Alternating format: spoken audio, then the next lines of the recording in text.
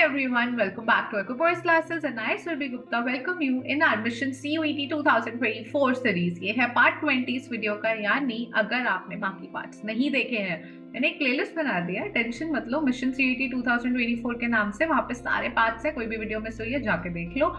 और हमारा एम क्या है आप जानते हैं, स्कोर दैट 100 परसेंटाइल। तो इस वीडियो में हमने देखा कि 4 क्वेश्चंस कौन से टॉपिक से रिलेट होंगे, ये देख लो, आपके स्क्रीन पे सामने ही है। Government expenditure, government receipts, fiscal deficit, primary deficit से रिलेटेड क्वेश्चंस हैं इस वीडियो में। ठीक है, मुझे जानना है, मेरे बारे में जानना है, पॉज लो, पढ़ लो। Okay then guys, this is my CUET score card 2023 में मैं गई थी पेपर देने। मैंने इकोनॉमिक्स में 100 परसेंटाइल लाया था और मेरा एम है ये दिखा के आप लोगों को कि पहली बात आप मुझ पर ट्रस्ट कर सकते हो, दूसरी बात कि आपकी स्कोर कार्ड भी इको के आगे ऐसे ही 100 परसेंटाइल हो। I will make sure. Okay then agenda ये है वीडियो का, पॉज कर लो, पढ़ लो। सिलेबस ये है हमारा गवर्नमेंट बजट का। आई कैन ओनली से कि हर टॉपिक से क्वेश्चन आया ही आया है हर स्लॉट में, so this is very important, बस इतना पढ़ो काफी है। ठीक है, cvt.samar.ac.in वेबसाइट है जहाँ पे आपको सिलेबस पूरा मिल जाता है। मैंने सिर्फ इतना लिया है क्योंकि ये वीक हमारा डेडिकेटेड था गवर्नमेंट बजट को। ठीक है, source, best source, I will always say NCERT. Okay then let's move to our first question, which among the following is capital expenditure. Capital expenditure क्या होता है? पहली बात, एक्सपेंडिचर होता है खर्चा, हिंदी में बोले खर्चा।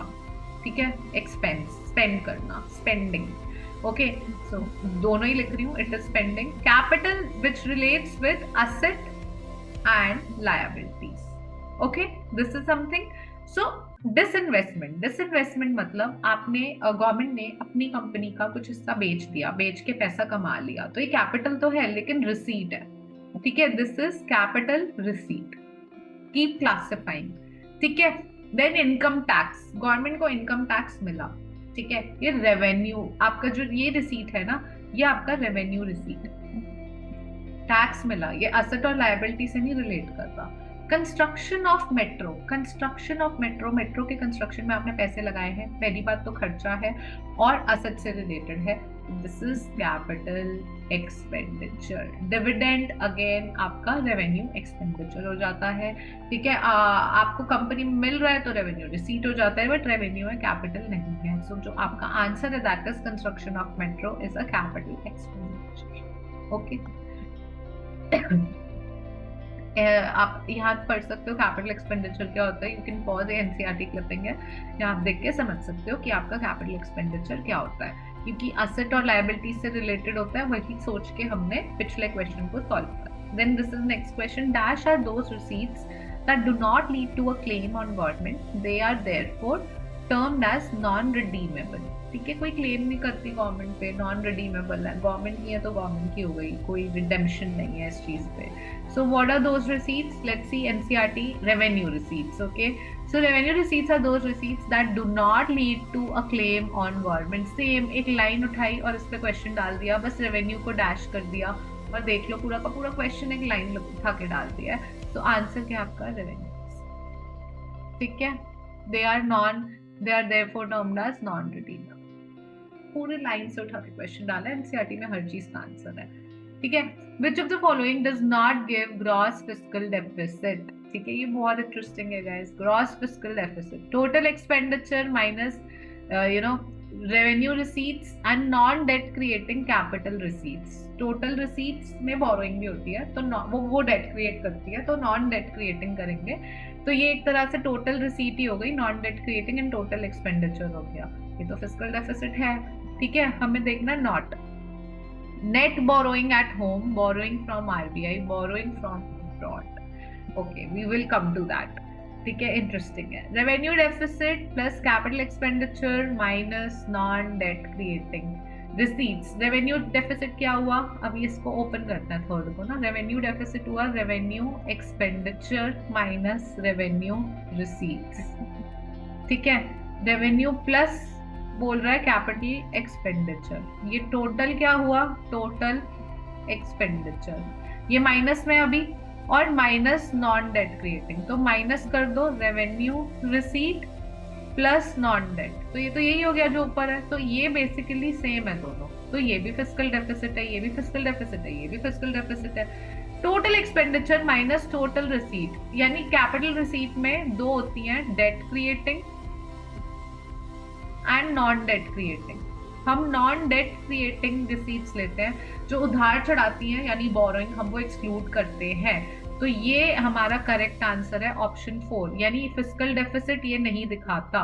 Borrowing, net borrowing at home, borrowing from RBI, borrowing from abroad, क्योंकि fiscal deficit also indicates your total borrowing, तो ये टोटल बोरोइंग हुई, ठीक है। So option number 4 is the correct answer. It does not give gross fiscal deficit. You can see, you can take a pause, पूरा समझाया हुआ है यहाँ पे क्या है। Fiscal deficit is equal to revenue deficit plus capital expenditure minus non debt creating capital receipts, और इसी तरह ओपन अप करके सारा दिखा है। तो ग्रॉस फिजिकल डेफिसिट ये भी बोला है, net borrowing at home, borrowing from RBI, borrowing from, okay, everything you have in NCERT.